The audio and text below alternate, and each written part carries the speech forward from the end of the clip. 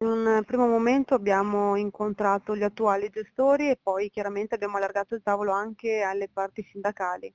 L'obiettivo era approfondire e cercare di capire i motivi che hanno portato gli attuali gestori ad annunciare il licenziamento collettivo di più di 200 persone, più tutte le persone che sono legate all'indotto. Secondo tavolo dopo quello in comune a 5 giorni dall'annuncio della chiusura del Fondaco dei tedeschi con relativi licenziamenti. A coordinare i lavori l'assessore Mantovan, assistita dall'unità di crisi di Veneto Lavoro e dalla direzione lavoro regionale, oltre all'azienda DFS Italia che gestisce lo store e le 3 sigle sindacali. Abbiamo concordato tutti insieme di cercare di provare a trovare tutte le soluzioni possibili per evitare i licenziamenti, quindi partiamo dal fatto di provare a convocare la proprietà dell'immobile ma anche la proprietà della casa madre, quindi LVMH.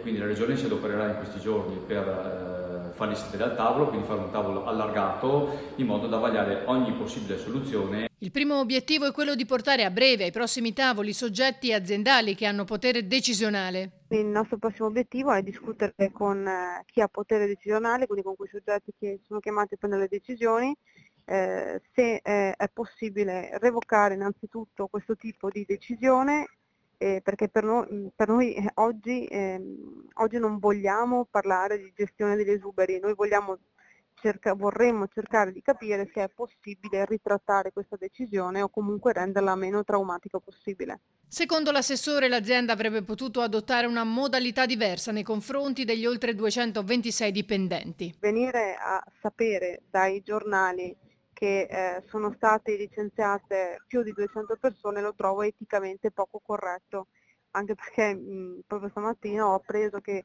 alcuni lavoratori erano in viaggio di nozze e hanno saputo dai giornali appunto che sarebbero stati destinati al licenziamento.